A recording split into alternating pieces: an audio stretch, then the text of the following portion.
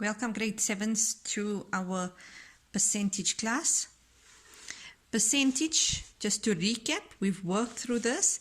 You can find it on D18.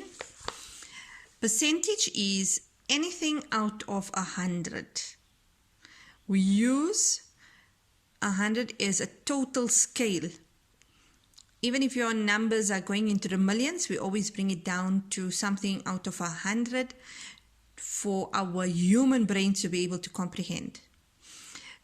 Going through percentage, it has a sign, and as you can see the percentage sign here, that's what we use to show our percentage.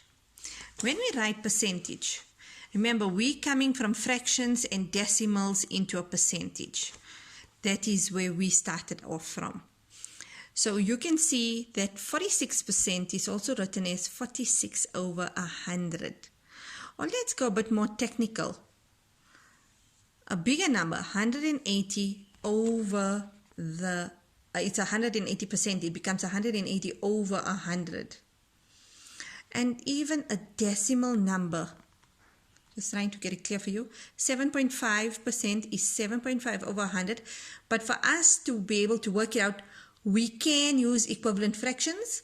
We take it, we use our rule, what we do on the top, we do at the bottom. We times both by 2. That's how we got 15 over 200. Now it's easy for our brains to calculate it. We can also go ahead and work out different percentages. Most important in maths is understanding what our question is asking of us. When we are given a percentage and we want to work out a number, and all of this is revision, we've worked with these exercises in our books. Most of the answers we do have.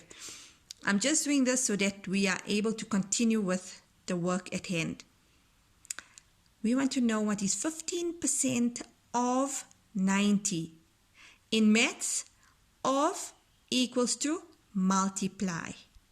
So 15% is 15 over 100 multiplied by 90, and 90 is a whole number. It's 90 over 1, and we do our normal math sum. So that is a fraction. You simplify first, multiply numerator, numerator, denominator, denominator. Finally, we end up with 27 over 2, and we simplify to 13.5.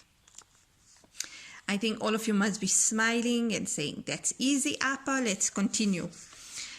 Same thing, when you go to a shop and you want to buy something and now they're having a sale. So you are given a discount, and especially all of us are looking for discounts everywhere.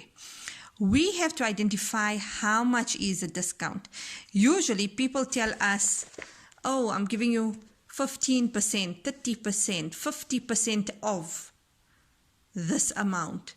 But how much is it in rands? We must know how to work it out. So here we got 15% of 250 rand. It all becomes easy once you are able to understand what your question is asking of you. So calculate what you will pay for an item costing 250 rand if a discount of 15% is given. We do exactly the same as I just showed you. It's a fraction sum, and that's how we get it. The same with the percentage increase, we work out what is a percentage and we add it to our total. If it's a percentage decrease, then we subtract it from our initial total amount.